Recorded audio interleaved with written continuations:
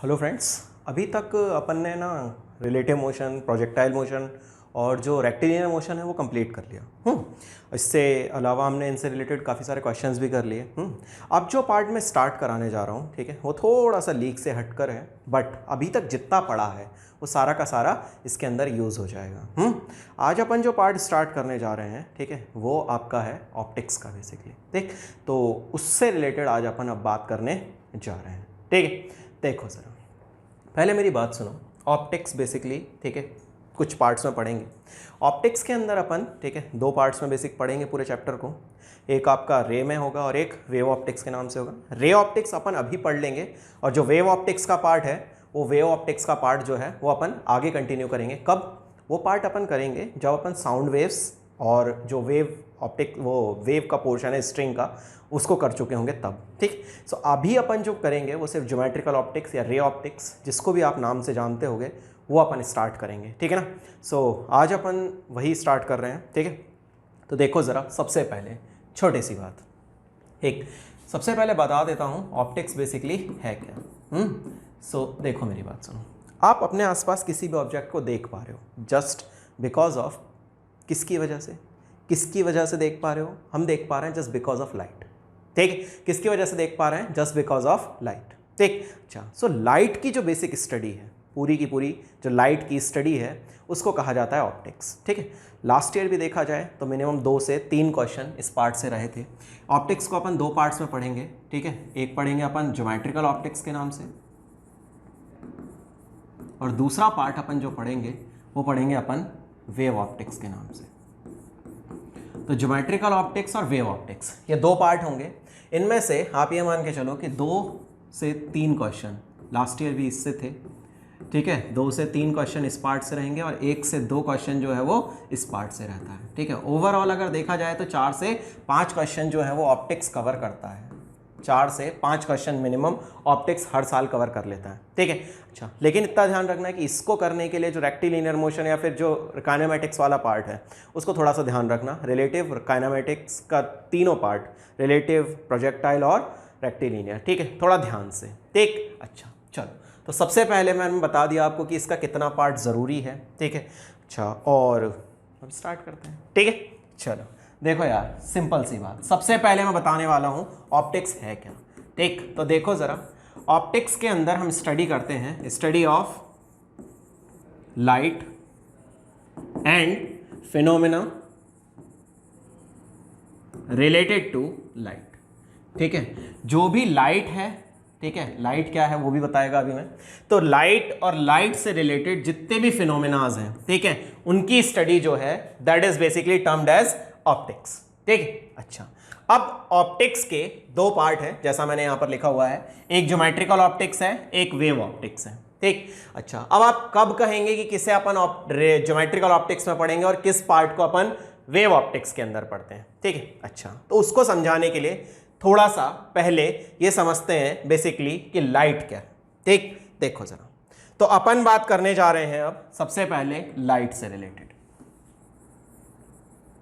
ठीक, लाइट क्या है, ठीक है, वो सुनो जरा। ठीक, लाइट जो है वो एक फॉर्म ऑफ एनर्जी है।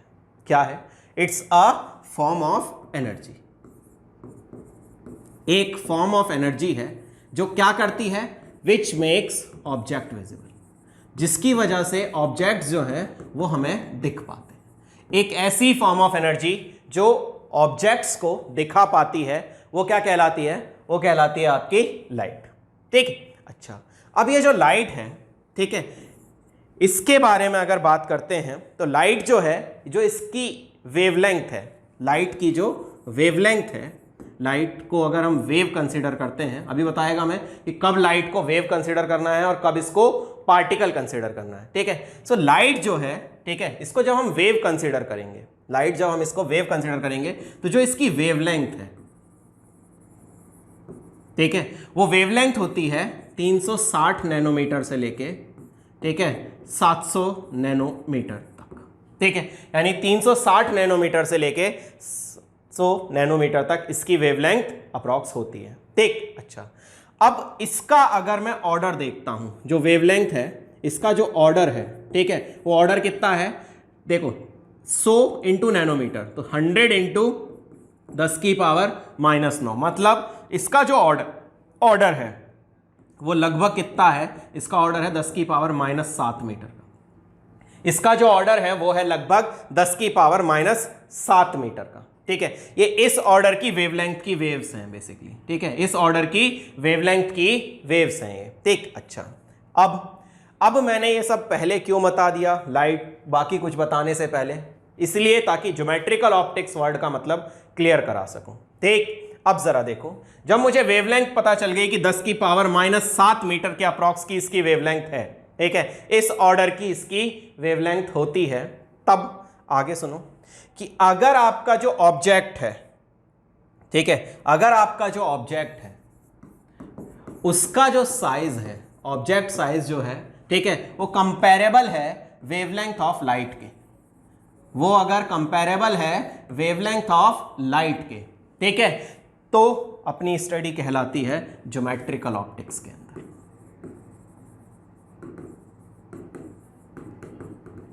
और अगर आपका जो ऑब्जेक्ट साइज है, ऑब्जेक्ट साइज अगर बहुत ज्यादा बड़ा है वेवलेंथ ऑफ लाइट से, ठीक है, तो हम उसकी स्टडी करते हैं ज्योमेट्रिकल ऑप्टिक्स में। और अगर ऑब्जेक्ट साइज जो है वो लगभग बराबर है वेवलेंथ ऑफ लाइट के, ठीक है, तो इस स्टडी को कहा जाता है वेव ऑप्टिक्स। इस पार्ट को हम पढ़ेंगे किसके अंदर, वेव ऑप्टिक्स के अंदर। तो it all depends on object size, कि ऑब्जेक्ट साइज जो है वो आपका कितना है। अगर ऑब्जेक्ट साइज बहुत ज्यादा छोटा है, ठीक, तो हम पढ़ेंगे उसको वेव ऑप्टिक्स के अंदर। अगर ऑब्जेक्ट साइज जो है वो बड़ा है तो हम उसको पढ़ते हैं ज्योमेट्रिकल ऑप्टिक्स के अंदर। क्लियर है ये बात? अच्छा, और समझो जरा। अब इसको कैसे अंदाजा करोगे, देखो मेरी बात सुनो कि इनमें दोनों में क्या अंतर हो जाएगा वो देखो जरा। यह आपका एक ऑब्स्टेकल है, ठीक है, यहां पर मैंने इस ऑब्स्टेकल में मैंने क्या किया कि बीच में एक छोटा सा, इस ऑब्स्टेकल में मैंने बीच में एक, ये पूरा का पूरा मेरा एक शीट था, उस शीट पर मैंने एक छोटा सा, ऐसे समझ लो कि बीच में एक छोटा सा होल ले लिया। ठीक, अच्छा, यहां मैंने लाइट सोर्स से यहां एक स्क्रीन लगा दी, यहां एक स्क्रीन लगा दी, और यहां से मैं लाइट की वेव्स इसमें से भेज रहा हूं। जब मैं लाइट की वेव्स यहां से भेजूंगा तो इन लाइट की वेव्स को, ठीक है, यहां पर जब ये गुजरेंगी तो गुजर के बिल्कुल सीधी चली जाएंगी। ये जो फिनोमेना है लाइट की रेज का सीधे जाने का, इसको आपने बचपन में भी पढ़ा है, ये कहलाता है आपका rectilinear propagation of light. Rectilinear मतलब सीधी लाइन में, प्रोपगेशन मतलब लाइट का चलना, रेक्टिलिनियर प्रोपगेशन ऑफ लाइट, ये कहलाता है आपका रेक्टिलिनियर प्रोपगेशन ऑफ लाइट। कब? जब ये साइज है जो यहाँ पर आपका ऑब्स्टेकल है, ये जो आपका होल है, इसका जो साइज है होल का वो किस ऑर्डर का हो, सेंटीमीटर, मिलीमीटर, मीटर, इस ऑर्डर का होगा, तब ये लाइट सीधी की सीधी बिल्कुल चली जाएंगी, इनमें कोई भी चेंजेस नहीं आएंगे और ये लाइट सीधी चली जाएगी। ये फिनोमेना आपका कहलाता है रेक्टिलिनियर प्रोपगेशन ऑफ लाइट, सीधी जाना। ठीक, अच्छा, अब दोबारा सुनो, अगर मान लो कि इसकी जगह पर मैंने यहां पर साइज जो है ऑब्स्टेकल का उसको बहुत छोटा कर दिया, ठीक है, ये साइज जो है ऑब्स्टेकल का, ये साइज जो है, इसका जो ऑर्डर है साइज का, जो ये आपका होल है या ऑब्स्टेकल है, जिसको भी आप समझ रहे हो, इसका जो साइज है अगर वो बहुत ज्यादा छोटा हो गया, बहुत ज्यादा छोटा मतलब ये है आपका 10⁻⁻⁶ यानी माइक्रोमीटर के ऑर्डर का, ये है 10⁻⁻⁶ मीटर यानी माइक्रोमीटर के ऑर्डर का अगर ये साइज है, तो क्या होगा बेटा, तब उस केस में आप सामने स्क्रीन लगाओ, यहां से लाइट रे भेजो। जब आप यहां से लाइट रे भेजोगे ना, तो लाइट रेज जो हैं, ठीक है, वो इससे टकरा के कॉर्नर से मुड़ जाएंगे। लाइट रेज जो हैं वो इन कॉर्नर से टकरा के मुड़ जाएंगी। क्या करेंगी? मुड़ जाएंगी। ये फिनोमेना क्या होगा आपका, देखो जरा, अपने सीधे पाथ पर चलने की बजाय थोड़ी सी मुड़ जाएंगे। ये जो फिनोमेना है आपका कि लाइट के रेज का कॉर्नर से टकरा के बेंड होने का फिनोमेना, ये फिनोमेना कहलाता है आपका डिफ्रैक्शन। ये फिनोमेना आपका कहलाता है डिफ्रैक्शन का फिनोमेना। सेम कंडीशन, सब कुछ सेम था, लाइट यहां भी आ रही है, लाइट यहां भी आ रही है, ठीक, यहां पर लाइट जो है उसके अंदर क्या हो रहा है, यहां पर साइज जो है ऑब्स्टेकल का वो बड़ा है, और यहां पर जो साइज है ऑब्स्टेकल का ठीक है, वो बहुत ज्यादा छोटा है। It is comparable to wavelength of light. जब ऐसा फिनोमेना होता है तब हम क्या पढ़ते हैं, तब हम पढ़ते हैं इसको वेव ऑप्टिक्स के अंदर। और यही फिनोमेना अगर यहां हुआ था तो ये कहलाता है आपका रेक्टिलिनियर प्रोपगेशन ऑफ लाइट।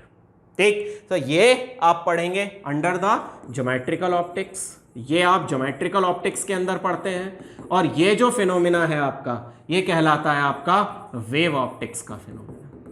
ठीक है, तो यही चीज आप अलग अलग बिहेव करने का जो कारण है वो है इन ऑब्स्टेकल का साइज कंपैरेबल टू वेवलेंथ।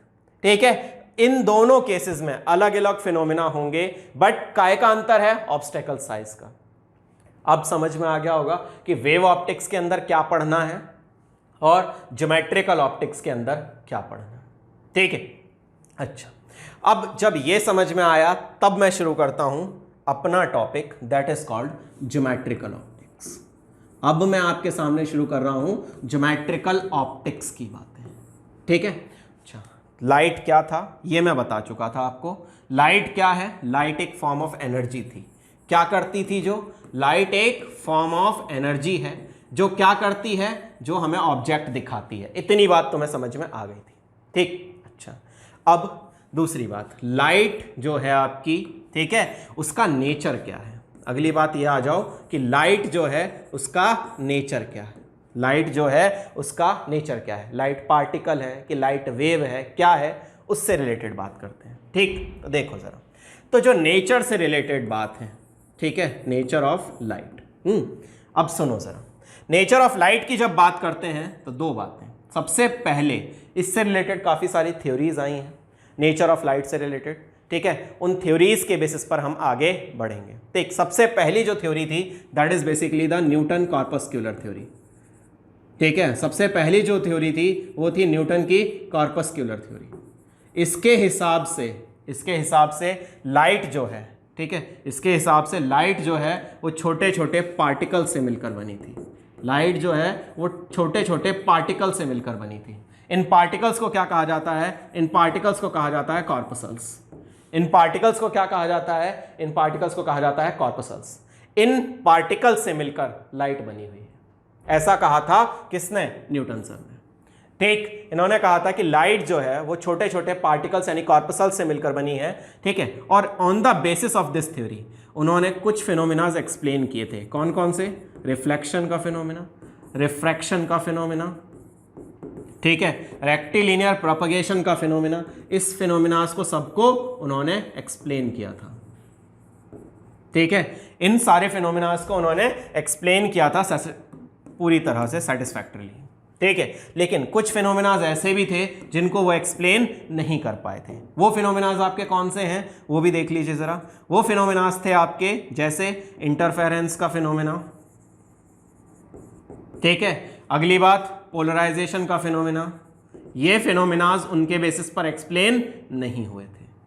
ये सारे फिनोमिनाज उनके बेसिस पर एक्सप्लेन थे जब उन्होंने क्या माना था, लाइट को पार्टिकल माना था।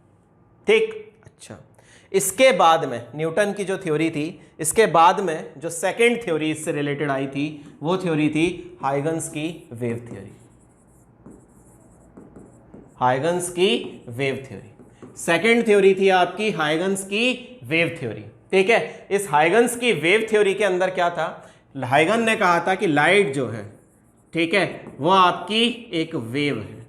लाइट जो है आपकी वो एक वेव की तरह काम करेगी।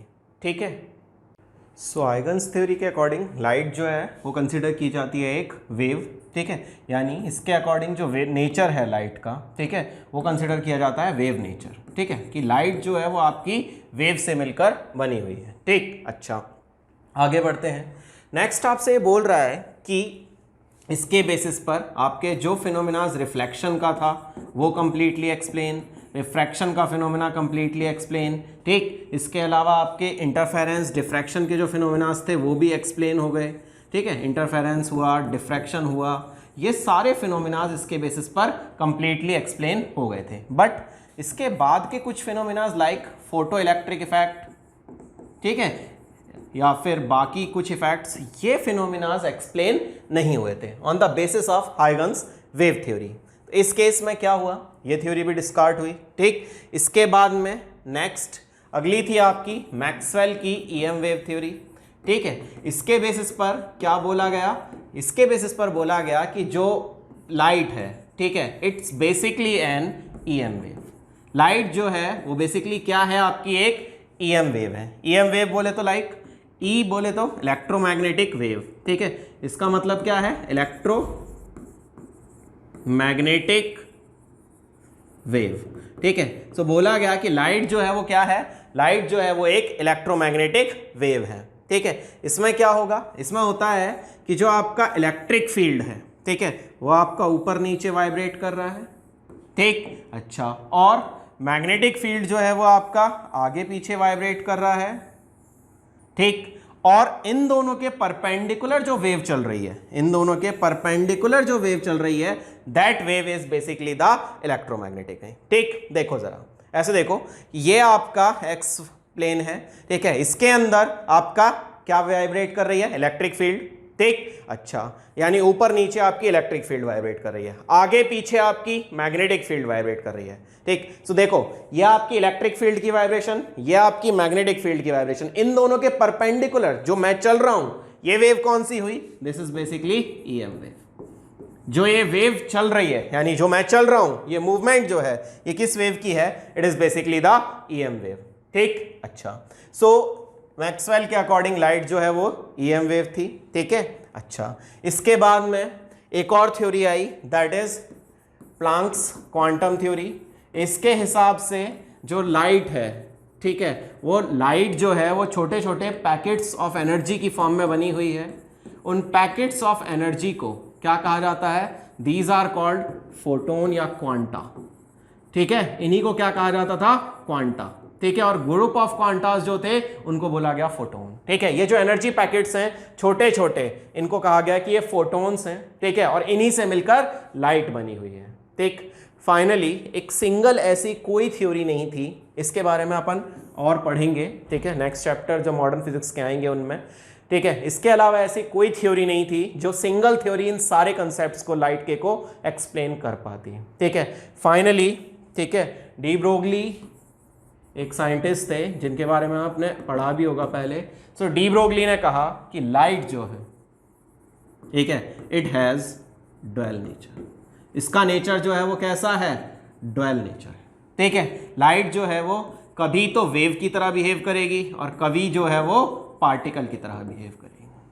ठीक है, लाइट जो है वो कभी तो आपकी वेव की तरह बिहेव करेगी और कभी आपकी पार्टिकल की तरह बिहेव करेगी। वेव कौन सी, इलेक्ट्रोमैग्नेटिक वेव। वेव कौन सी, इलेक्ट्रोमैग्नेटिक वेव। ठीक, और पार्टिकल कौन से, फोटोन्स। किन पार्टिकल से मिलकर लाइट बनी है, कंसिडर टू बी फोटोन। और जो वेव है आपकी, ठीक है, किस वेव है, तो वेव है आपकी इलेक्ट्रोमैग्नेटिक वेव। ठीक, अच्छा, थोड़ा सा सुन लो। वेव जो है वो आपकी दो तरह की, वेव आपकी दो तरह की होती हैं।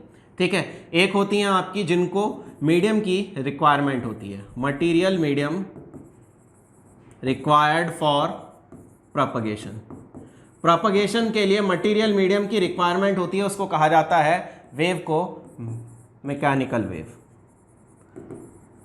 ठीक है, और एक दूसरी वेव होती है जिसको किसी मटेरियल मीडियम की रिक्वायरमेंट नहीं होती है, no material medium required, no material medium required.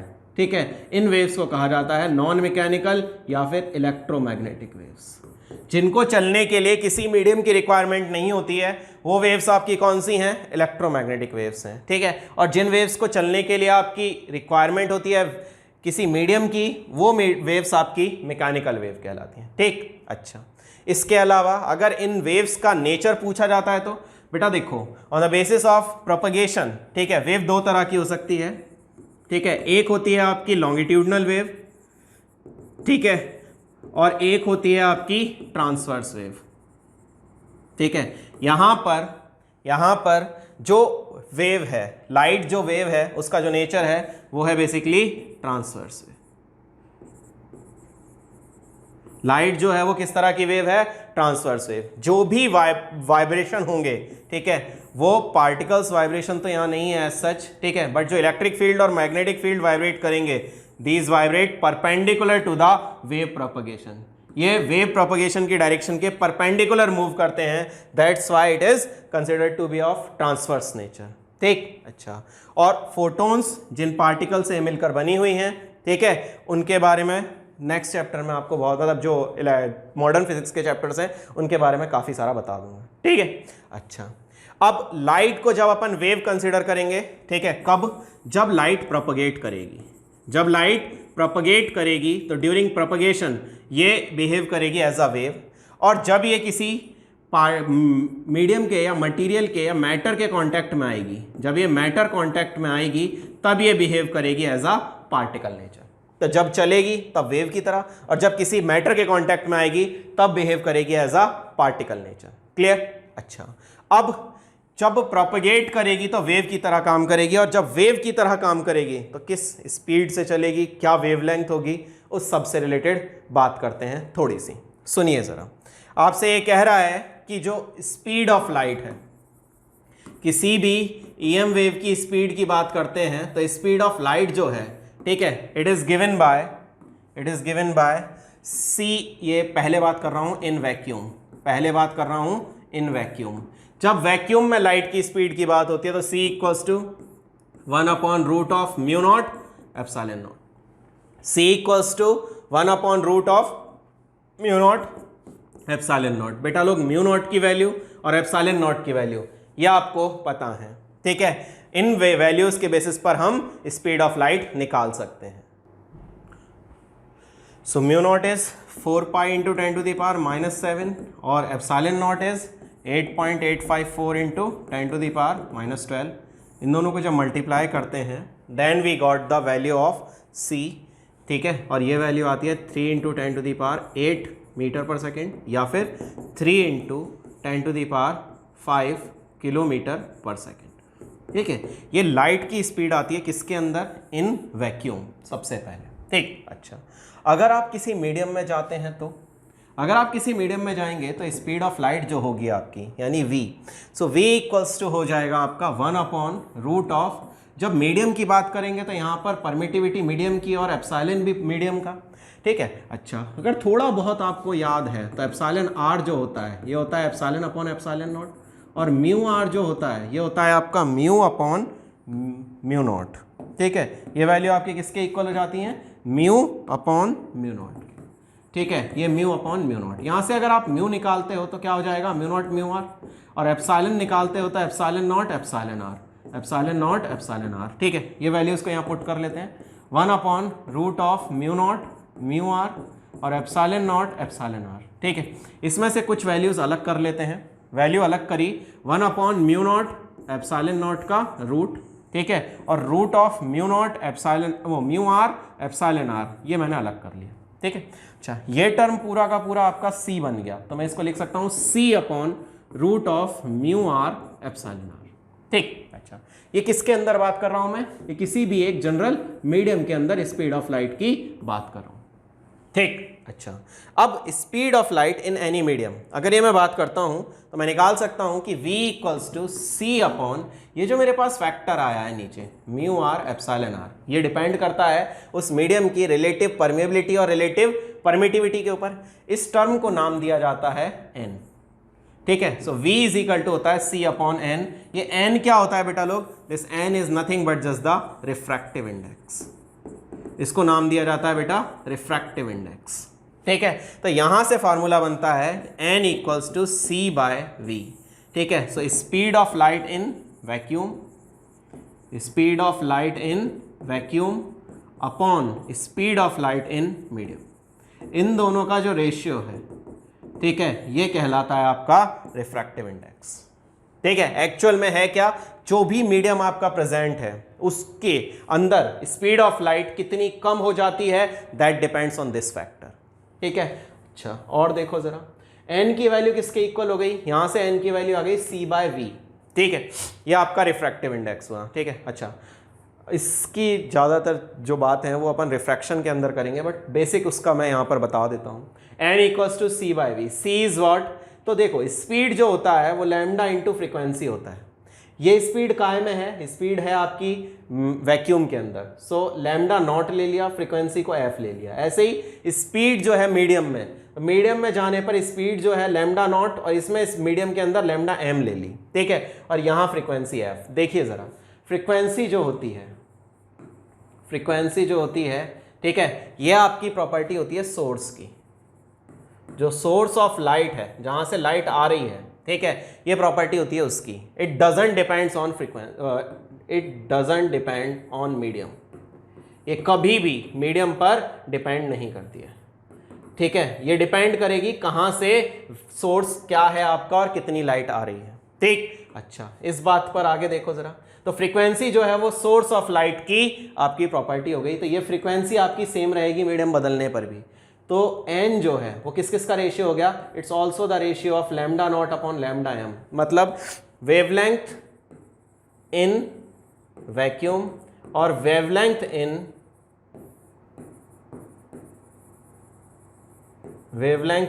Medium, इन दोनों का रेशियो जो होता है ये भी आपका रिफ्रैक्टिव इंडेक्स हो जाता है। इन दोनों का रेशियो जो होता है ये भी आपका रिफ्रैक्टिव इंडेक्स हो जाता है। बोलो ये बात क्लियर? इसमें कोई परेशानी, इसमें कोई दिक्कत? ठीक। सो एन जो है रिफ्रैक्टिव इंडेक्स आप किस किस का रेशियो हो गया? It's a ratio of speed of light in vacuum upon speed of light in medium. इसी तरह से wavelength of light in vacuum upon wavelength of light in medium, इन दोनों का जो रेशियो है वो क्या कहलाता है? Refractive index. ठीक। अच्छा, एक बात तो ये समझ में आ गई। मतलब आसान भाषा में अगर आपको ये बोलना चाहूँ कि मान लीजिए कि यहाँ पर आपके दो मीडियम हैं, यहाँ पर वैक्यूम है और यहाँ पर आपका कोई एक मीडियम प्रेजेंट है। जब लाइट इससे और दूसरे मीडियम के अंदर जाएगी, ठीक है, तो इसकी स्पीड जो है, स्पीड, ठीक है, वो चेंज हो जाएगी। वेवलेंथ जो है वो चेंज हो जाएगी, ठीक है। और जो तीसरी बात है, ठीक है, यानी frequency, that remains same. Frequency जो है वो आपकी सेम रहेगी। और जो आपकी चौथी चीज है यानी colour of object, that remains same, ठीक है। तो आपकी स्पीड चेंज, फ्रीक्वेंसी चेंज कितनी चेंज हो जाती है? अगर यहां पर वैल्यू c है, यहां पर वैल्यू c है, तो यहां वैल्यू कितनी हो जाएगी? c बाय एक नंबर से डिवाइड करके। यहां पर लैम्डा नॉट है तो यहां कितनी हो जाएगी? Lambda equals to lambda naught upon n. ये जिस फैक्टर से कम हो रही है, that factor is termed as refractive index. ठीक, ये तो सेम ही रहती है। यहां अगर f है तो यहां भी f रहेगी। यहां कलर कोई एक कलर है, वही कलर यहां भी रहेगा। ठीक है, यहां से एक बात और ध्यान रख सकते हो, colour is related to frequency, basically wavelength से नहीं रिलेट होता है। कलर जो है वो रिलेटेड होता है फ्रीक्वेंसी से। इस बात को दिमाग में अच्छे से समझा लीजिए। क्लियर है? अच्छा, तो ये बात आपको क्लियर हो गई कि जब लाइट एक मीडियम से दूसरे मीडियम में जाती है उसकी स्पीड कितनी हो जाती है, वेवलेंथ कितनी हो जाती है। ठीक है। अच्छा, रिफ्रैक्टिव इंडेक्स क्या होता है ये भी आपको अच्छे से समझ में आ गया। ठीक। अच्छा, और आगे बढ़ते हैं, समझो ज़रा। इसके बाद में देखो ज़रा next, what happen when light falls on surface, ठीक है, डिफरेंशिएटिंग टू मीडियम, दो मीडियम को अलग करने वाली अगर सरफेस पर, ठीक है, लाइट पड़ती है तो क्या होगा। ठीक है, इस मीडियम को अपन, इस सरफेस को अपन इंटरफेस का नाम दे सकते हैं। Interface is basically the surface which differentiate two mediums. देखो जरा, ऐसे कह रहा है कि लाइट जो है बेसिकली वो किस फॉर्म में चल रही है? रे की फॉर्म में अपन कंसिडर करेंगे। ठीक है, पूरी ज्योमेट्रिकल ऑप्टिक्स में, जब भी हम ज्योमेट्रिकल ऑप्टिक्स में पढ़ेंगे तो अपन कंसिडर करेंगे कि लाइट जो है वो रे की फॉर्म में आपकी मूव करेगी। जब लाइट आपकी, लाइट एनर्जी यहाँ पर पड़ी तो इसके साथ में तीन फिनोमेनास अकर हो सकते हैं। क्या क्या, वो देख लीजिए ज़रा। क्या क्या फिनोमेनास अकर हो सकते हैं? तीन। ठीक, सबसे पहला फिनोमेना जो लाइट के साथ अकर होगा, ठीक है, दैट इज कॉल्ड कि लाइट का कुछ पार्ट इस सरफेस से टकरा के वापस जा सकता है। ये फिनोमेना कहलाता है रिफ्लेक्शन का फिनोमेना। ठीक। अच्छा, दूसरी बात, लाइट का कुछ पार्ट जो है वो ये सरफेस अब्जॉर्ब कर सकती है। ये जो रेड पार्ट दिख रहा है, दिस इज कॉल्ड अब्जॉर्प्शन। ठीक है, और ये जो तीसरा पार्ट है जिसके अंदर लाइट दूसरे मीडियम में एंटर कर रही है, ये पार्ट कहलाता है ट्रांसमिशन। ठीक है, इसमें लाइट जो है वो दूसरे पार्ट में जाती है, दूसरे मीडियम में एंटर कर जाती है। इस दूसरे मीडियम में एंटर होने पर एक फिनोमिना और अकर होता है जिसको कहा जाता है रिफ्रैक्शन। ठीक, तो 3 फिनोमिनाज हुए, एक रिफ्लेक्शन, एक अब्जॉर्प्शन और एक रिफ्रैक्शन। ठीक, अच्छा अब देखो जरा, ये जो रिफ्लेक्शन का फिनोमिना है और जो ये रिफ्रैक्शन का फिनोमिना है ये होता है मोस्टली अबंडेंट में, और जो आपका अब्जॉर्प्शन का फिनोमिना है ये काफ़ी कम अमाउंट होता है। जैसे मान लीजिए कि अगर 100% लाइट अब आ रही है तो 10 to 5% लाइट जो है वो अब्जॉर्ब होगी, बाकी ये दोनों होंगे। ठीक है, हमारा कंसर्न इस फिनोमिना को पढ़ना ज़्यादा नहीं है, अपन इन दोनों के बारे में पढ़ेंगे। ठीक, इसमें बस इतना ध्यान रखिए कि ये फिनोमिना हमेशा अकर होता है। इवन सिल्वर जो सबसे ज़्यादा बेस्ट रिफ्लेक्टर है लाइट का, ठीक है, वो भी 5% लाइट तो मिनिमम अब्जॉर्ब करेगा ही करेगा। ठीक है ना, तो ये चीज़ ध्यान रखिएगा। ठीक, अच्छा अब 3 फिनोमिनाज इसके साथ में आकर हो सकते हैं, रिफ्लेक्शन, अब्जॉर्प्शन और ट्रांसमिशन या फिर रिफ्रैक्शन। ट्रांसमिशन जो है वो दूसरे मीडियम में एंटर करना, और रिफ्रैक्शन एक स्पेशल फिनोमिना है जिसमें लाइट जो है वो अपने पाथ पर, जिस पर चल रही होती है उससे मुड़ जाती है। जिस पाथ पर लाइट चल रही है उस पाथ से डेविएट हो जाती है, ये फिनोमिना कहलाता है आपका रिफ्रैक्शन। ठीक है, इसको भी पढ़ेंगे। ठीक, अच्छा और समझो जरा, इसके अलावा क्या बता रहा था मैं कि ये 3 फिनोमिनाज में से हमें ये 2 मोस्ट जो सबसे ज़्यादा ज़रूरी हैं उन्हीं पर अपन ज़्यादा डिस्कशन करेंगे, और ज्योमेट्रिकल ऑप्टिक्स में हमें इन 2 फिनोमिनाज पर ही अपनी मेन स्टडी कंसंट्रेट करनी है। ठीक, अच्छा और समझो ज़रा, अब रिफ्लेक्शन को पढ़ाने से पहले मैं 1-2 छोटे छोटे टर्म्स बता रहा हूँ, इन टर्म्स को समझ लीजिए। ठीक है, फिर मैं रिफ्लेक्शन, रिफ्रैक्शन, इन फिनोमिनाज को एक एक करके आपके सामने पढ़ाना शुरू करूँगा। ठीक, सबसे पहले एक चीज़ बता रहा हूँ, ये बताएं मुझे कि ऑब्जेक्ट क्या होगा। ठीक है, ऑब्जेक्ट क्या होगा। ठीक है, तो सुनिए ज़रा, ये छोटे छोटे टर्म्स हैं जो आगे जाके आपको दिक्कत ना करें, इसलिए इनके बारे में मैं बता देता हूँ। ठीक, ऑब्जेक्ट क्या होता है। ठीक है, एक पॉइंट, ठीक है, एक पॉइंट भी हो सकता है और एक बड़ा, एक ऑब्जेक्ट मतलब एक बड़ा वाइड सब्सटेंस भी हो सकता है, बट एक पॉइंट भी हो सकता है और एक जो कंटिन्यूअस बॉडी है वो भी हो सकती है। ठीक है, from where incident rays either actually emerge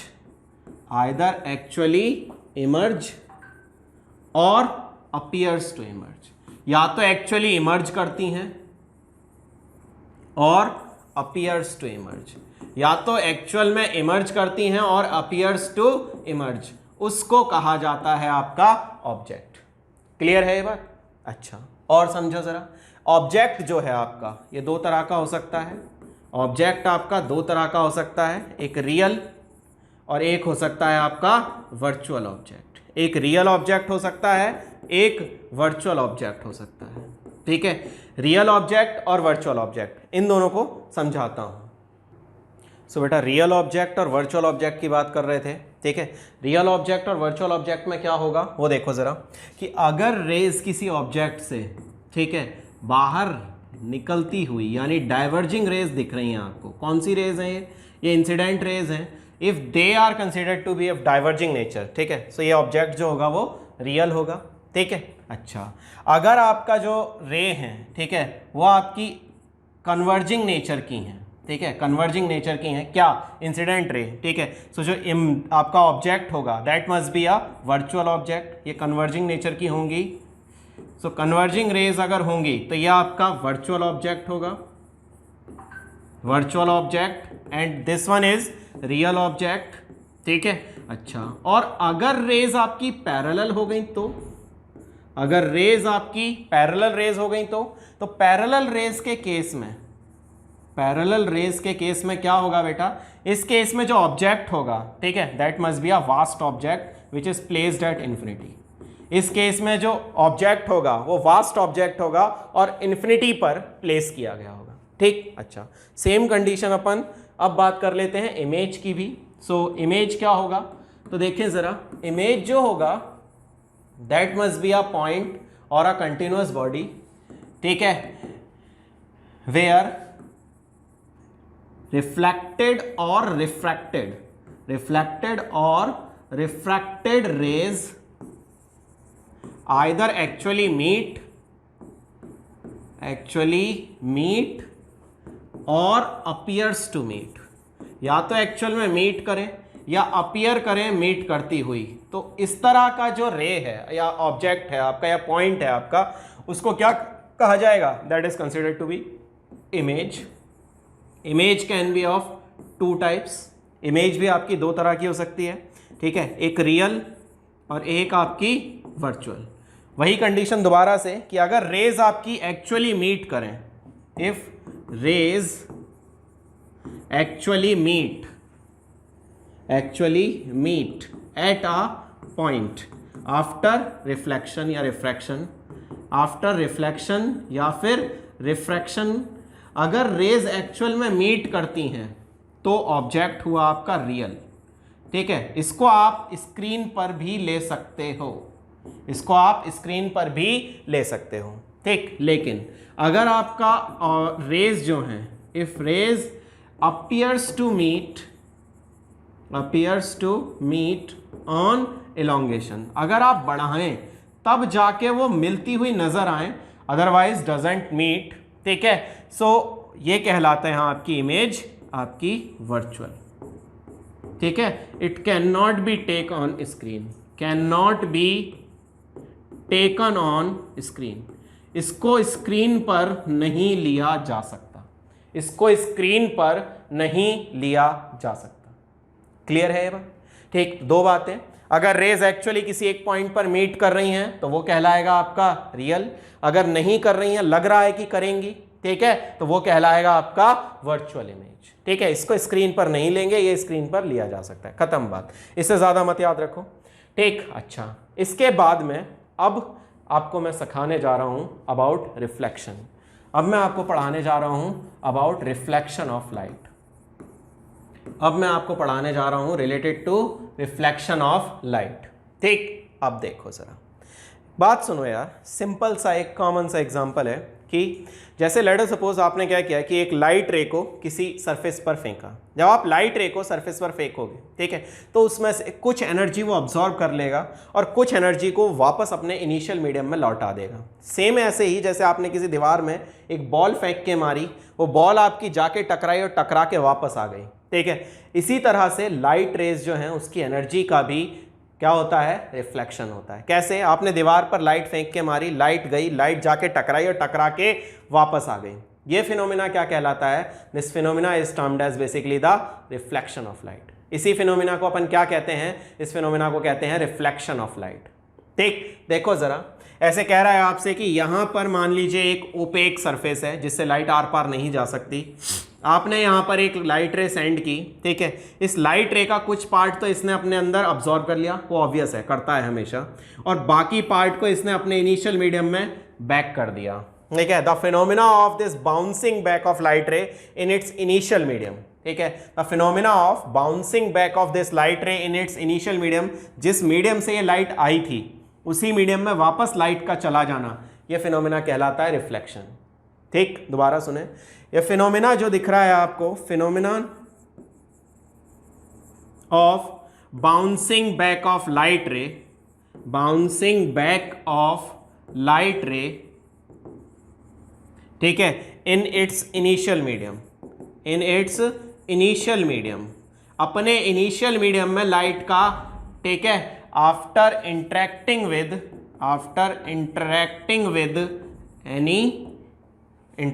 with opaque surface, किसी एक ओपेक सरफेस से टकरा के लाइट का वापस अपने इनिशियल मीडियम में चले जाने का फिनोमिना जो है वो कहलाता है आपका क्या? रिफ्लेक्शन।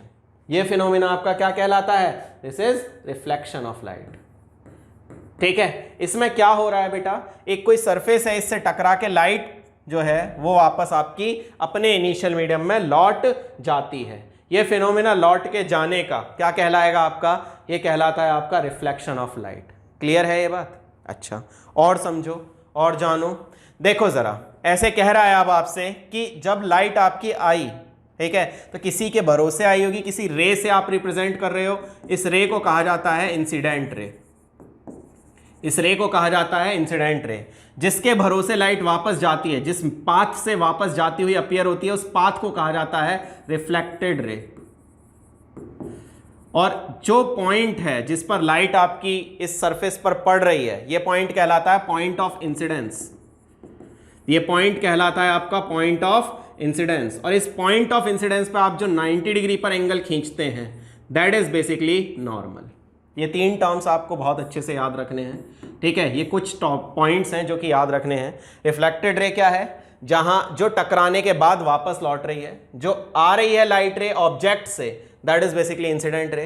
जो टकराने के बाद जा रही है after interacting with this surface, ये कहलाती है आपकी रिफ्लेक्टेड रे। और पॉइंट ऑफ इंसिडेंस पर अगर आप 90 डिग्री का एंगल खींचते हैं, that is basically termed as normal. ये 2-3 चीजें छोटी छोटी सी ध्यान रखेंगे। अच्छा, अब जो ये रिफ्लेक्शन का फिनोमिना है, इसमें लाइट की कौन कौन सी प्रॉपर्टीज बदली और कौन कौन सी नहीं बदली, वो देख लेते हैं। मान लो कि लाइट आपकी यहां पर मीडियम 1 में थी और इसी मीडियम से लाइट आई और इसी मीडियम से वापस लाइट चली गई, ठीक है। तो मीडियम 1 में ही लाइट रही, दूसरे मीडियम में तो लाइट एंटर करी नहीं, ठीक। अच्छा, अब जब लाइट यहां पर एंटर करी ही नहीं, तो इसका मतलब इसकी स्पीड सेम रही। In phenomena of reflection speed आपकी सेम रही। हाँ, जो डायरेक्शन ऑफ लाइट है, डायरेक्शन ऑफ लाइट रे जो है वो बदल गई। दैट मीन्स कि वेलोसिटी अगर आपसे बोलता है, दैट बिकम्स चेंज्ड। क्यों? क्योंकि डायरेक्शन चेंज हुई है, तो स्पीड तो सेम है, लेकिन डायरेक्शन चेंज हुई है तो वेलोसिटी आप कह सकते हो कि चेंज हो जाएगी। अच्छा, दूसरी बात, जब स्पीड चेंज नहीं हुई है, मीडियम सेम रहा है, तो वेवलेंथ भी आपकी सेम रहेगी। वेवलेंथ भी आपकी कैसी रही? सेम। ये सब बेसिक्स हैं, ठीक है, ये ध्यान रखिएगा। ठीक, वेवलेंथ भी आपकी सेम रही। अच्छा, फ्रीक्वेंसी तो चेंज वैसे भी नहीं होती, फ्रीक्वेंसी तो वैसे भी सेम रहती है। अच्छा, फ्रीक्वेंसी सेम रही। अच्छा, अब एक और बात, एक बात और आपसे पूछता है क्वेश्चन में कभी कभी, वो देखो ज़रा कि लेट अस सपोज, देखो ज़रा, अब ऐसे कह रहा हूँ मैं कि लेट अस सपोज यहाँ पर आपका एक मीडियम है, ठीक है, जिसके अंदर मीडियम 1 है, जिसके अंदर स्पीड ऑफ लाइट मैंने v1 ले ली। यहाँ पर आपका दूसरा मीडियम है जिसके अंदर स्पीड ऑफ लाइट मैंने v2 ले ली। मान लीजिए ऐसा है कि v1 जो है वो v2 से बड़ा है। लेट अस सपोज v1 जो है वो v2 से बड़ा है। तो इस मीडियम में स्पीड ज़्यादा है और इस मीडियम में स्पीड कम है। जिस मीडियम में स्पीड ज़्यादा होती है, that is considered to be rarer one, और जिसके अंदर कम होती है स्पीड, उसको कंसिडर किया जाता है डेंसर मीडियम। ठीक है, इसको कंसिडर किया जाता है डेंसर मीडियम। ठीक है, these are not of that sense कि मटेरियल्स के बेसिस पर नहीं, ठीक है, मटेरियल्स के बेसिस पर नहीं लेंगे। ऐसे मत समझना कि इसकी डेंसिटी ज़्यादा होती है, इसकी डेंसिटी कम। मास डेंसिटी की बात नहीं कर रहे हैं, हम मटेरियल डेंसिटी की बात कर रहे हैं। ऑल्दो ऑर्डर दोनों का सेम है, ऑप्टिकल डेंसिटी का भी और जो आपकी मटेरियल डेंसिटी है या मास डेंसिटी है उसका ऑर्डर भी यही रहता है। बट एक कंडीशन है कि उसमें कुछ एग्जांपल्स हैं, जैसे एक टर्पेंटाइन ऑयल का एग्जांपल है। टर्पेंटाइन ऑयल के केस में उल्टा होता है, ठीक है, उसकी जो डेंसिटी है, जो ऑर्डर उसने मास डेंसिटी में किया हुआ है, वो ऑर्डर ऑप्टिकल डेंसिटी से उल्टा होता है। बाकी सारे सब्सटेंसेस का लगभग सेम है। ठीक है, सो रेयरर मीडियम और ये डेंसर मीडियम। अगर लाइट रेयरर से डेंसर पर पड़ती है, ठीक है, तो अगर इसने डेंसर में आके कुछ अपना, जैसे यहां से जो रे आई थी, इसका मैंने इक्वेशन ले लिया y = a sin ωt, ठीक है ना, एग्जांपल ले रहा हूं मैं, ठीक है, जस्ट एक सिंपल एग्जांपल। तो इसके केस में ये जो टर्म है आपका, ये कहलाता है आपका फेज। ठीक, अच्छा, जब ये लाइट आएगी और वापस जाएगी, ठीक है, तो जब ये डेंसर मीडियम से टकरा रही है, क्योंकि इसके अंदर स्पीड कम है, तो ये डेंसर हुआ और ये आपका रेयरर हुआ। तो जब ये डेंसर मीडियम से टकराएगी, तो डेंसर मीडियम से टकराने के बाद it will suffer a phase difference, suffer phase difference of pi. इसके अंदर फेज डिफरेंस आ जाता है पाई का। ठीक है, जबकि अगर यही केस इसके उल्ट हो कि ये आपका रेयरर मीडियम हो और ये आपका डेंसर मीडियम हो, तो इस केस में जब लाइट रे आएगी, ठीक है, आने के बाद इससे टकरा के जब वापस जाएगी, तो टकराने में जो फेज इसका होगा वही फेज इसका होगा। Here no phase difference, no phase difference at all. इन दोनों के बीच में कोई भी फेज डिफरेंस नहीं होगा। ठीक है, यहां पर एक फेज डिफरेंस आएगा, किसका? पाई का। ठीक है, जो रे आ रही है और जो रे जा रही है, अगर इसकी equation y = a sin ωt है, तो इसकी इक्वेशन होगी y = a sin ωt plus pi. इसकी इक्वेशन नहीं है लाइट रे की, प्लीज ध्यान रखिएगा। ठीक है, ये इलेक्ट्रोमैग्नेटिक वेव है, इसकी इक्वेशन E और B की फॉर्म में आती है। ठीक है, तो मैं बस आपको एग्जाम्पल फॉर्म में समझा रहा हूं कि ये पाई ωt, तो यहां जो जाएगा this is ωt plus pi. यहां जो फेज जाएगा वो अगर ωt है, तो यहां फेज जो है वो ωt प्लस पाई जाएगा, जबकि इसके केस में अगर ओमेगा टी आता है तो वापस जो जाएगी रे वो भी ओमेगा टी से ही वापस जाएगी। ठीक है, सो यही बात याद रखिएगा कि जब भी लाइट रे रेयरर टू डेंसर आती है it will suffer a phase difference of pi. ठीक है, और जब भी यहां पर डेंसर से रेयरर में रिफ्लेक्शन होता है then there will be no phase difference between these two. ठीक, अच्छा और आगे सुनो जरा। नेक्स्ट है आपका लॉज ऑफ रिफ्लेक्शन। नेक्स्ट है आपके लॉज ऑफ रिफ्लेक्शन के बारे में। ठीक है, नेक्स्ट है आपका लॉज ऑफ रिफ्लेक्शन का केस। लॉज ऑफ रिफ्लेक्शन के केस में क्या होगा वो समझो जरा। लॉज ऑफ रिफ्लेक्शन में बेटा देखो जरा, पहली बात ये laws of reflection valid for all types of mirror, valid for all types of mirror, सारे के सारे मिरर्स के लिए ये वैलिड होंगे। ठीक है, चाहे आपका प्लेन मिरर हो, चाहे आपका कॉनकेव मिरर हो, चाहे आपका कॉन्वेक्स मिरर हो, तीनों मिरर्स के लिए ये कंप्लीटली वैलिड होंगे। ठीक है, क्या कहते हैं वो सुनो जरा। सबसे पहला लॉ, सबसे पहला लॉ, पहला लॉ ये कहता है कि incident ray, incident ray, reflected ray and normal at point of incidence, at point of incidence all lie in same plane. ये तीनों के तीनों एक ही प्लेन में लाई करते हैं। देखो कैसे, समझो जरा।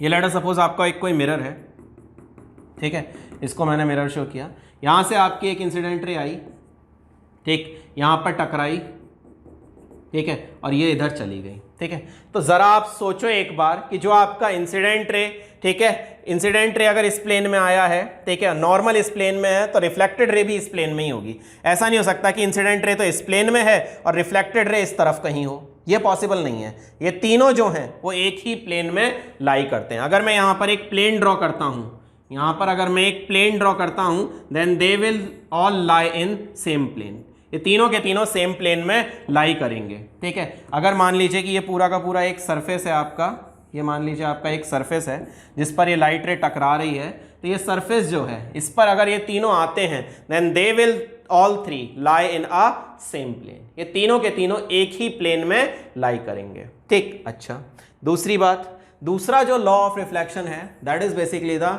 Angle of incidence. Angle of incidence is equals to angle of reflection. Angle of incidence जो होता है वो एंगल ऑफ रिफ्लेक्शन के इक्वल होता है। ठीक, कैसे देखो जरा। ये आपका मिरर है, ठीक है, मैं तीनों मिरर का एग्जांपल ले लेता हूँ।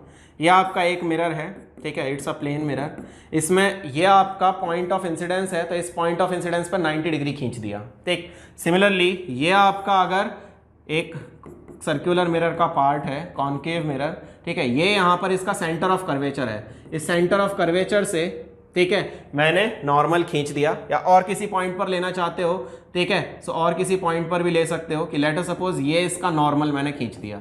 ठीक है, अगर ये पॉइंट ऑफ इंसिडेंस हुआ तो ये नॉर्मल है, ये पॉइंट ऑफ इंसिडेंस हुआ तो ये नॉर्मल है। ठीक है, अच्छा इसका उल्टा, अगर ये आपका मिरर है, ठीक है, ये आपका मिरर है, तो इसका सेंटर ऑफ कर्वेचर यहाँ कहीं होगा, तो यहाँ पर अगर आपका पॉइंट ऑफ इंसिडेंस है तो ये नॉर्मल है आपका, अगर यहाँ पॉइंट ऑफ इंसिडेंस है तो ये आपका नॉर्मल है। ठीक है, ये आपके नॉर्मल्स हुए। ठीक है, इस पर मैं इंसिडेंट रे भेज रहा हूँ, ये एक इंसिडेंट रे भेजी, ठीक है, ये इंसिडेंट रे जाके टकराएगी और वापस लौट के आएगी। ठीक, ऐसे ही इस केस में ये पॉइंट ऑफ इंसिडेंस है, कोई मैंने एक रे भेजी, ठीक है, ये भी आपकी वापस जाके टकरा के वापस जाएगी।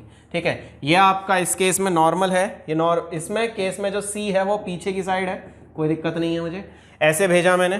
ठीक, अच्छा तो इसके अंदर अगर मैं कोई रे भेजता हूँ, लेट अस सपोज मैंने ये रे भेजी है, ठीक है, then it will pass through somewhat here, sorry ये रे भेजी थी तो ये वापस जाएगी इस तरफ से।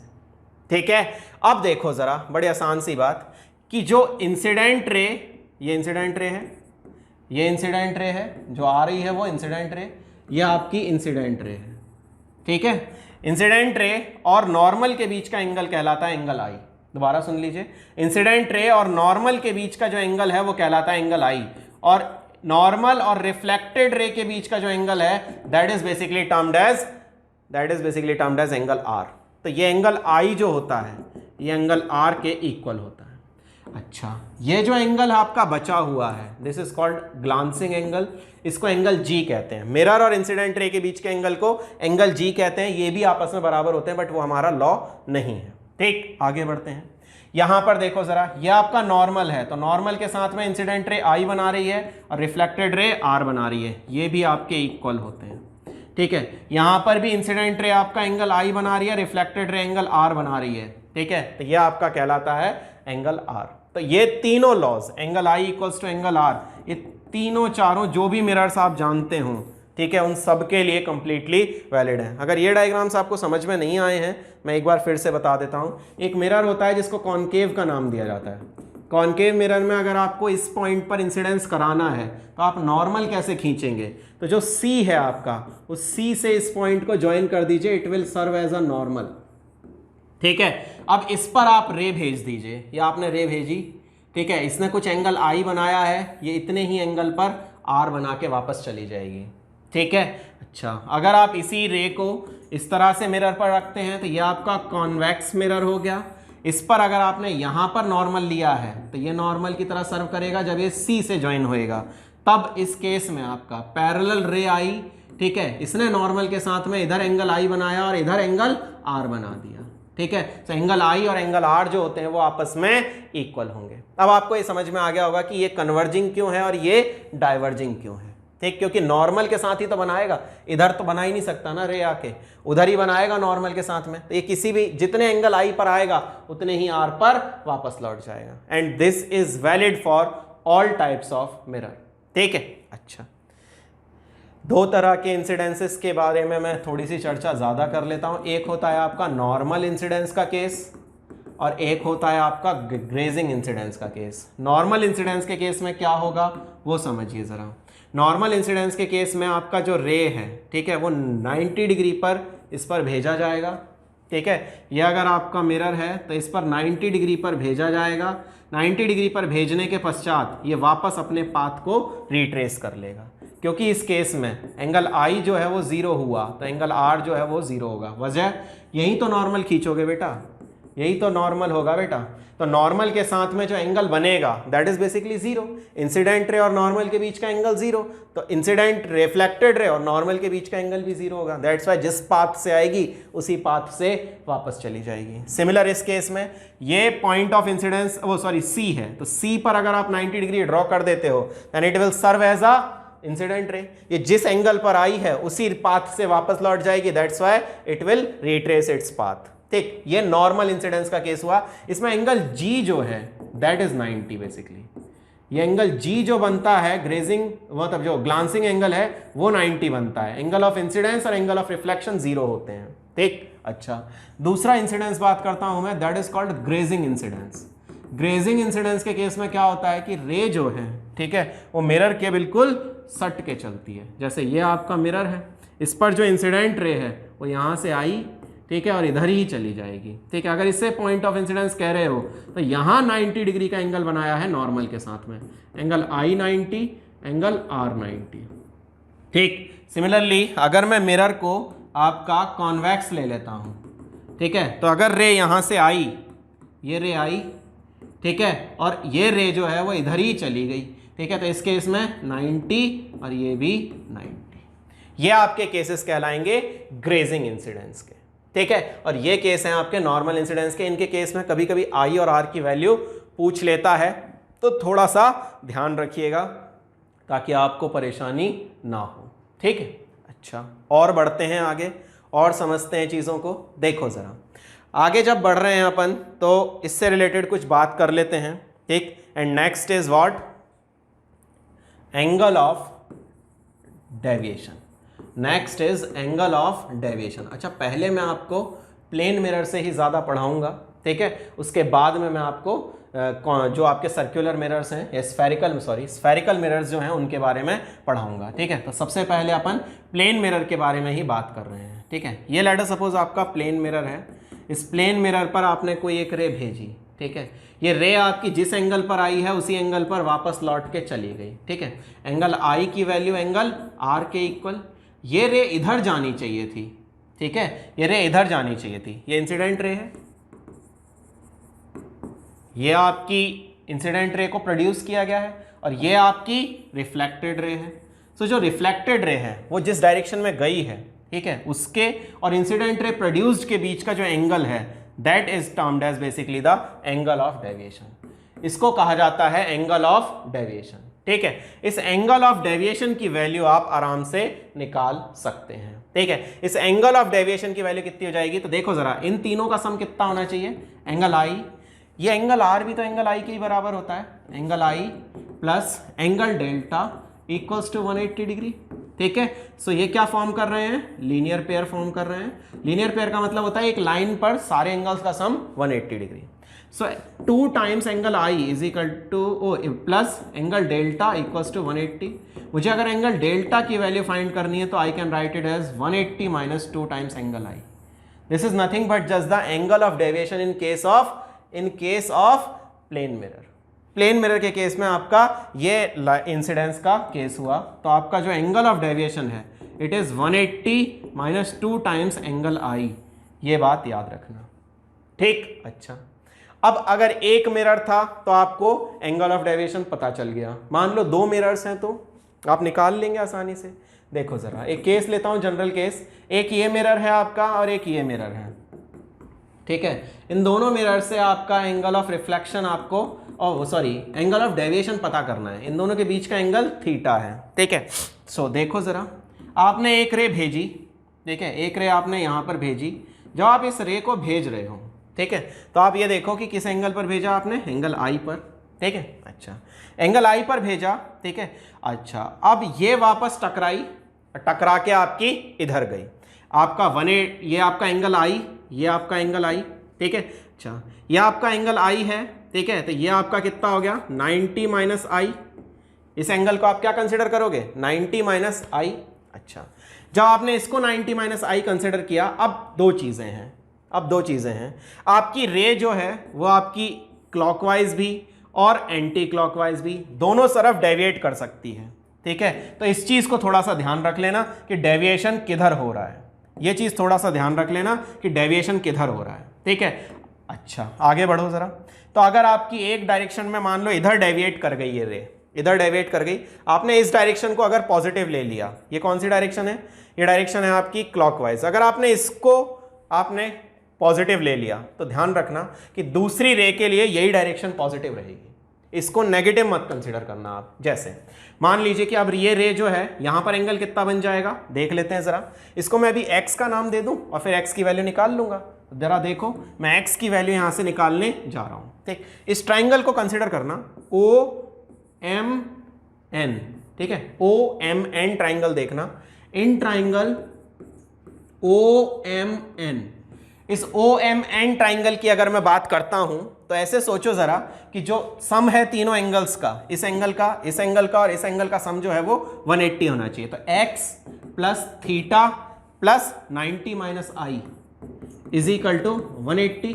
यहां से अगर मैं x निकालता हूं तो बाकी सौदा उधर पहुंचेगा, 180 माइनस 90 माइनस आई प्लस थीटा, ये सारा का सारा उधर पहुंचा दिया। माइनस करो, ये 90 हुआ, ठीक है, और माइनस आई की जगह प्लस आई हो जाएगा और माइनस थीटा हो जाएगा। तो यहां पर जो एंगल बचा आपका, ये बच गया आपका, x की वैल्यू आ गई। अब x के बाद में यहां एंगल जो बचा है, इस एंगल को क्या कहोगे, तो बेटा ये पूरा 90 होना चाहिए नॉर्मल के साथ में, ठीक है।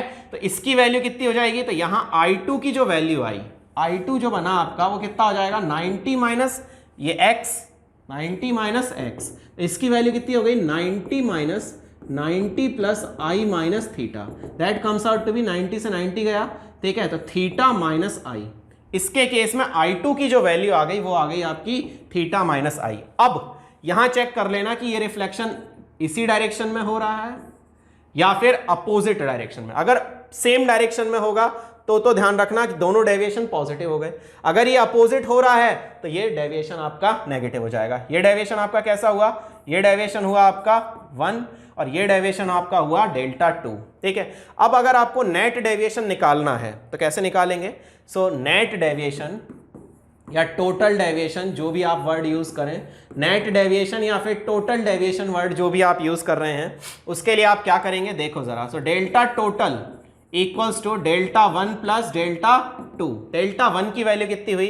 सो पहले की वैल्यू हुई बेटा 180 माइनस पहला वाला एंगल इंसिडेंस कितना था? थीटा, प्लस दूसरे वाले केस में 180 माइनस, देखो दूसरे वाले केस में ये आपने आई ले लिया, सॉरी आई ले लेता हूं इसको, या आपने आई ले लिया 180 minus 2 times I, 180 minus 2 times I, यही तो डेरिवेशन का फॉर्मूला बना था, 180 माइनस 2 टाइम्स आई। दूसरे केस में एंगल ऑफ इंसिडेंस कितना आया? थीटा माइनस आई, तो यहां पर ले लेते हैं 180 माइनस 2 टाइम्स थीटा माइनस आई। ठीक है, इसको आप सॉल्व कर लीजिए। जब आप इसको सॉल्व करेंगे तो 180 प्लस 180 360 माइनस 2 थीटा, ये minus minus plus minus 2 theta, और ये क्या बनेगा आपका I, minus plus minus minus plus I हो जाएगा, तो 2i से 2i कट जाएगा, बचेगा क्या? 360 माइनस 2 थीटा, ये डेल्टा टोटल हो जाएगा। क्या समझ में आया? क्या समझ में आया? किसी भी एंगल ऑफ इंसिडेंस पर भेज दो, it does not depend on I, it does not depend on I, ये डिपेंड नहीं करता है आई पर, जो एंगल ऑफ इंसिडेंस है उस पर डिपेंड नहीं करता, बल्कि किस पर डिपेंड कर रहा है? दिख रहा होगा, थीटा पर डिपेंड कर रहा है। What this theta is? Theta is the angle of inclination between these two. तो ये जो डेल्टा टोटल है, it depend on angle of inclination between two rays, दोनों रेज के बीच का जो एंगल ऑफ इंक्लिनेशन है उस पर यह डिपेंड करता है, ना कि ये इस पर डिपेंड करता कि यहां पर एंगल आई कितना है। आया समझ में ये बात या नहीं आया? बोलो जरा। ठीक, अच्छा और समझो जरा। तो नेट डेविएशन इस केस में आपको समझ में आ गया होगा। आगे बढ़ता हूं और समझो। ऐसे कह रहा है आपसे कि कुछ एक दो छोटे छोटे एग्जांपल्स करा रहा हूं, इनको देखो जरा। ऐसे कह रहा है कि एक मिरर है आपका, एक दूसरा मिरर है, ठीक है, it's just an example only. ठीक है, इस केस में आपसे ये कह रहा है कि ये एंगल जो है ये आपका 60 डिग्री दे रखा है। ठीक है, ये एंगल आपका जो है वो 60 डिग्री दे रखा है। एक रे है जिसको मैंने यहाँ पर सेंड किया है, ठीक है, एक रे है जिसको मैंने यहाँ पर सेंड किया है 30 डिग्री पर। ठीक है, इसे 30 डिग्री पर सेंड किया है। अब आपसे पूछ रहा है कि इस केस में डेल्टा टोटल कितना होगा। ठीक है, अच्छा सिर्फ फार्मूला याद मत रखना, पहले कह दे रहा हूँ, पूरी बातें सुनना। अब देखो ज़रा, जब ये 30 पर आया है तो 30 पर ही वापस जाएगा, 30 पर आया 30 पर वापस गया, ये कितना हो गया 50, ये कितना हो गया 6 और 5 11। ठीक, अच्छा इसकी वैल्यू कितनी होगी? इसकी वैल्यू होगी 70। ठीक है, ये 90 से छोटा है, तो एंगल ऑफ इंसिडेंस यहाँ कितना बन जाएगा 20। बोलो क्लियर? यहाँ पर 50 है, यहाँ 60 है, तो यहाँ 70 बनेगा। दैट मीन्स कि इस केस में एंगल ऑफ इंसिडेंस कितना हो गया 20। ठीक, अच्छा जब यहाँ एंगल ऑफ इंसिडेंस 20 हो रहा है तो ये इधर ही जाएगी। ठीक है, 20 पर आई है तो 20 पर ही वापस जाएगी। जब ये 20 पर वापस जाएगी, ठीक है, तो इस केस में डेल्टा टोटल की जो वैल्यू निकलेगी, ठीक है, वो देख लो जरा, कैसे निकालोगे? 180 माइनस 2 टाइम्स 30, और इसका कितना है 180 माइनस 2 टाइम्स 20। ठीक है, तो ये कितना हो गया? तो 180 माइनस 60 प्लस 180 माइनस 40 कितना आया? तो 180 में से 60 गया तो 120, 180 में से 40 गया तो 140, आंसर आया 260 डिग्री। ठीक है, इसमें 260 माइनस थीटा से करते तो भी यही आंसर आ रहा था। ठीक है, 360 माइनस थीटा से करते तो भी यही आंसर आपको मिल जाता। मैंने कुछ गड़बड़ तो नहीं करी ना? सब सही है ना? अच्छा, अब आगे बात करते हैं। अगर मान लो कि आप इस केस में ये करते हो कि आपका जो एग्जाम्पल एक और लेता हूं मैं, ठीक है, इसके अंदर मैं क्या कह रहा हूं आपसे कि 2 मिरर्स हैं आपके, ठीक है, आपके 2 मिरर्स हैं। इन 2 मिरर्स के केस में अगर आप बात करने जाते हो, ठीक है, तो देखो जरा, बड़ा लोग इसमें यहाँ 60 आएगा ना, ये 60 आया है तो ये भी 60 हो जाएगा, तो ये 30 आएगा है ना, यही गड़बड़ हुई है। ये 30 तो 180 माइनस 2 इंटू 30, तो ये केस में आपका कितना हो जाएगा 60, 180 माइनस 60, तो ये 120 ही होगा। तो आंसर मस्ट बी 240। ठीक है, ये भी 60 हुआ तो आंसर मस्ट बी 240, है ना। तो अगर आप उससे भी करोगे, जो आपका 360 माइनस 2 थीटा है, उससे भी आंसर सेम आ जाएगा। बट अगर ये केस है तो इधर देखो फटाफट, ऐसे कह रहा है आपसे कि ये एंगल 60 डिग्री है, ठीक है, ये रे आपने जो भेजी है ये भेजी है 50 डिग्री पर। जब आप इस रे को 50 डिग्री पर भेजोगे, ठीक है, तो इधर ये रे गई तो यहाँ भी 50 पर बनी, ये 50 है तो ये कितना हो गया आपका, ठीक है, ये आपका कितना हो जाएगा, इसका केस का एग्जांपल हो गया 40, ठीक है, ये 40 पर गया तो यहाँ एंगल कितना बनेगा 6 4 10। बस ये देख लेना कि इन दोनों का सम जो है वो 18 मतलब 90 से बराबर नहीं आ जाए।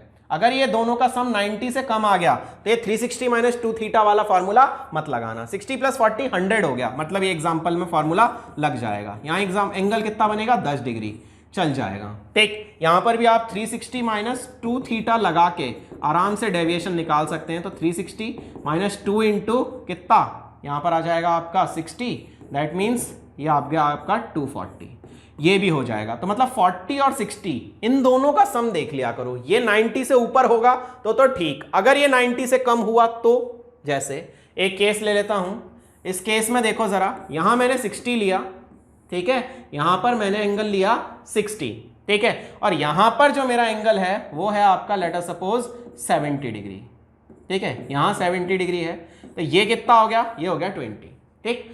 ये 70, ये 20, ये 60, तो ये कितना हो जाएगा, ये एंगल हो जाएगा आपका 100 डिग्री। जब ये 100 डिग्री लोगे, ठीक है, दैट मीन्स कि ये 90 से बड़ा हो गया। जब ये 90 से बड़ा हो गया ना, तो अब पता है क्या होगा कि ये वाली जो रे है, ठीक है, वो इधर ना जाने के बजाय क्या करेगी, अब ये ऐसे टकराएगी, ऐसे टकराएगी, और टकराने के बाद में जब ये 100 डिग्री पर टकराएगी तो दैट मीन्स कि नॉर्मल से बड़े एंगल पर टकरा रही है। तो अब 10 डिग्री का जो एंगल ऑफ इंसिडेंस बनेगा, ठीक है, वो इस तरफ बनेगा, और ये रे जो है वो रिफ्लेक्ट होके अब इधर आएगी।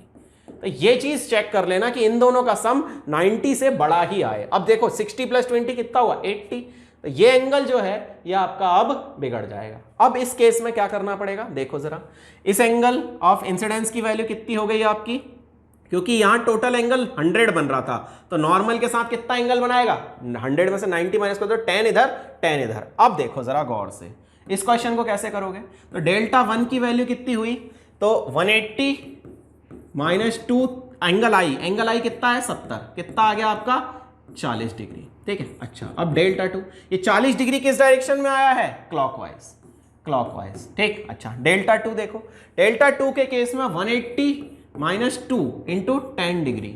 जब ये 10 डिग्री आपने ले लिया तो ये किधर डेविएट हुआ है, it will deviate in opposite direction. तो 180 minus 20 that comes out to be 160 in anti clockwise direction. अब ये क्लॉकवाइज की बजाय एंटी क्लॉकवाइज में आपका कन्वर्ट हो गया। अब इसको पॉजिटिव ले लो, एक को नेगेटिव। सो डेल्टा टोटल जो लोगे इस केस में that is delta 1 plus delta 2, same, but इसको प्लस में ले लो और इसको माइनस में ले लो, वैल्यू आई माइनस 140, यानी 140 डिग्री एंटी क्लॉकवाइज ये आपका नेट डेविएशन होगा।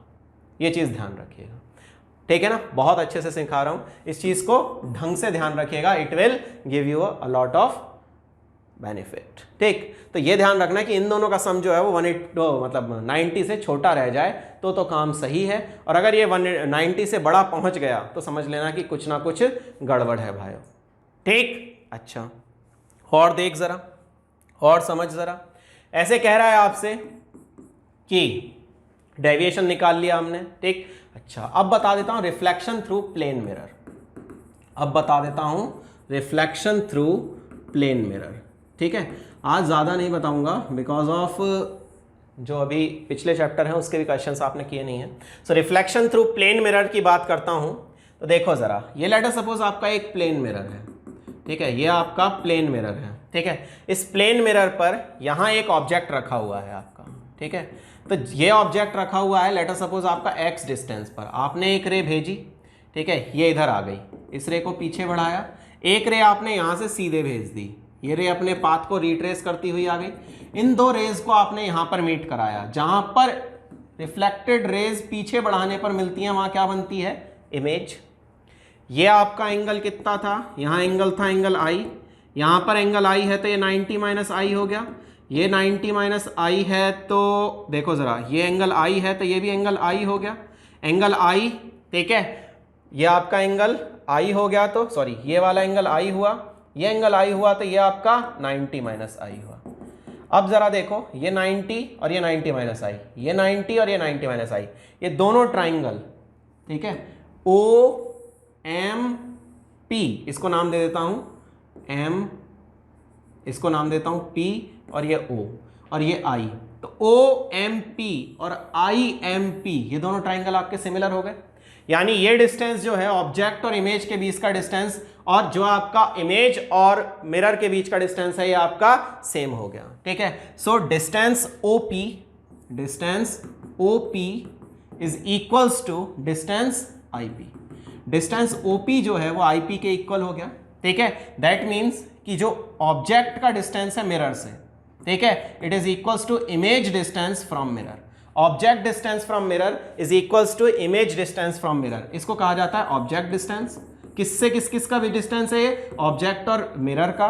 और ये इमेज डिस्टेंस, ये किस के बीच का डिस्टेंस है? ये इमेज और मिरर का डिस्टेंस है, ठीक है। ये दोनों आपके क्या हो गए? आपस में इक्वल हो गए।